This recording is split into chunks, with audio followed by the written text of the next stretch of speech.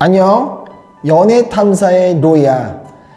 지금 내가 마음에 들어하는 여성에 대해서 여러분들은 어떻게 접근을 하시나요?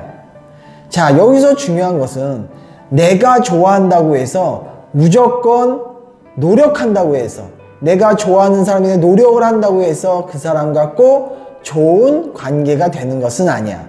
근데 많은 남자들은 내가 좋아하는 여성에 대해서 내가 무작정 노력만 하면 잘 될 것이라는 착각을 하는 사람들이 있어. 자, 우리는 여자친구를 만들기 위해서는 노력을 해야 하는 것은 맞지만 바로 내가 아니라고 하면 타겟을 바로바로 바꿔줘야 돼. 왜? 굉장히 내가 잘났든 잘나지 않았든 상대방의 여자들도 취향이 있기 때문에 어떤 경우는 더 쉽게 먹히는 경우가 있고 어떤 경우는 더 쉽게 먹히지 않는 경우가 있어. 그런데 연애의 경험이 없는 친구들은 먹히지 않는 것을 모르고 내가 무조건 노력을 하면 먹힐 것이라는 그러한 착각에 사로잡혀 있지. 오늘의 주제는 여자를 따먹지도 못하면서 호구가 되는 남자들의 특징 3가지를 얘기해 보려고 해.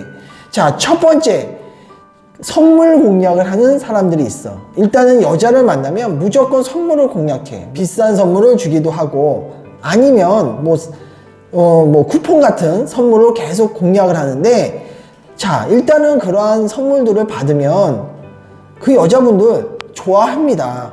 그렇잖아요. 선물을 받아서 기분 나쁜 사람은 없어. 하지만 여기서 중요한 것은 과연 그냥 선물 때문에 기분이 좋은 것인지 아니면은 그 남자가 준 선물이기 때문에 의미부여가 돼서 기분이 좋은지에 대한 차이점을 알아야 해. 그런데 많은 남자들이 무조건 선물을 막 공략을 하면 상대방 여자가 좋아하니까 그 좋아하는 모습이 나를 좋아한다고 착각을 하기도 하지. 하지만 정말 쓰잘데기 없는 짓이 될 수도 있어. 그 이유는 선물을 받아서 좋지만 그 남자와는 관계가 발전되기를 원하지 않는 여성분들도 의외로 많다는 거야. 우리도 마찬가지야. 나도 내가 관심 없는 여자가 선물 주면 기분 좋아. 그리고 내가 뭔가 이게 어깨가 우쭐해지지. 나 죽지 않고 살아있구나. 내가 먹히는구나. 하지만 내가 관심이 없는 여자한테 선물을 받았다고 해서 내가 그 여자와 사귀지는 않잖아. 그럼 여자들도 마찬가지야. 여자들을 너무 그 속물로만 보면 안 돼. 물론 속물인 사람도 있겠지만 그 속물인 정도를 자극하려면 굉장히 큰 금액의 선물이 들어가지 않고서는 일반인들이 해주는 그러한 사소한 선물로 여자의 마음까지 움직일 수 있다는 생각은 버려야 해.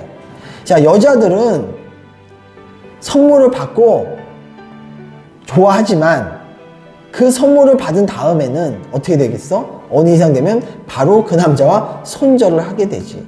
왜냐면 어느 이상 받으면 부담스럽거든.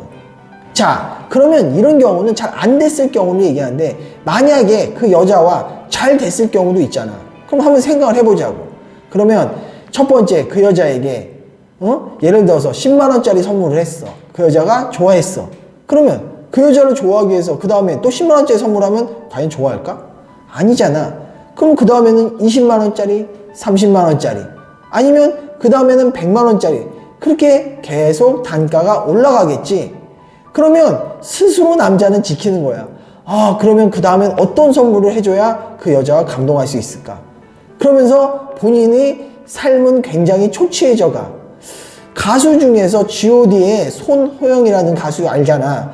내가 TV에서 본 얘기인데 그 손호영도 굉장히 여자친구에게 선물해 주는 걸 좋아한다고 얘기를 하더라고. 그래서 계속 선물을 해주다 보니까 더 큰 선물을 안 해주면 그 여자애가 감동이 없는 거야.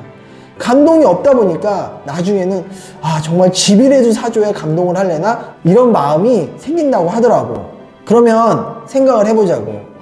손호영 같이 얼굴이 잘생기고 멋있는 가수도 그러는데 이런 우리 같은 일반 사람들이 그렇게 선물을 준다고 해서 여자들이 계속 감동할 수 있을까? 아니야. 잘못된 생각이야. 그러니까 선물로 뭔가를 해보려는 생각은 정말 잘못된 생각이지. 두 번째로, 여자를 만났을 때 너무너무 잘해주려고, 너무너무 매너만 지키려고 하는 것은 오히려 역효과가 날 수 있어. 의외로 처음에는 물론 여자에게 굉장히 잘해줘야 되겠지. 매너를 지키는 게 굉장히 중요해, 첫 만남에서. 그런데 처음에 만났을 때도 매너가 너무 좋고, 두 번째 만났을 때도 너무 매너만 좋아.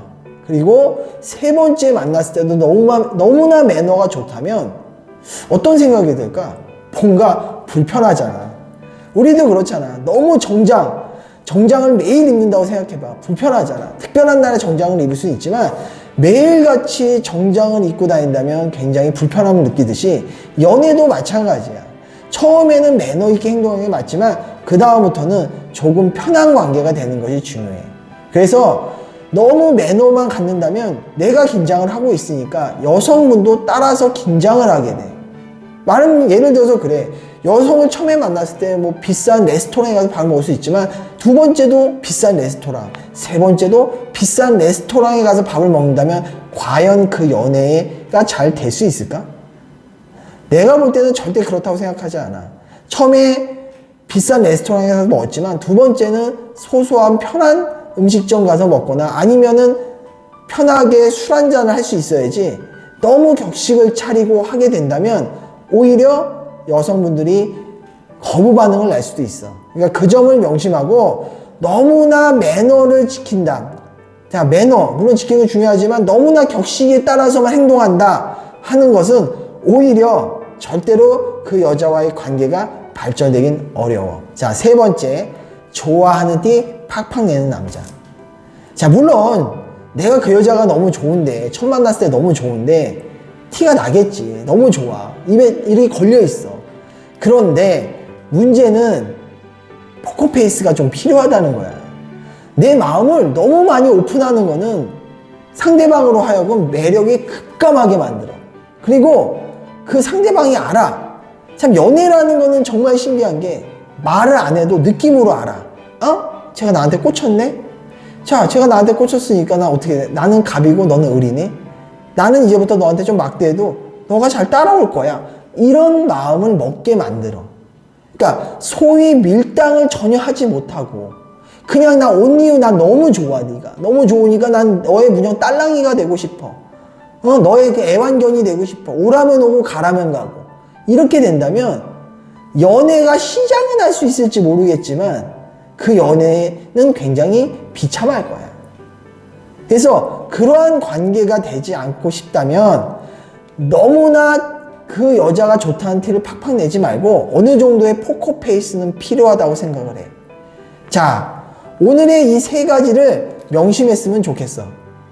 연애라는 거는 분명히 좋아하는 마음이 가장 우선시 되지만 그 과정 속에서의 스킬도 절대 무시할 수 없다는 거야.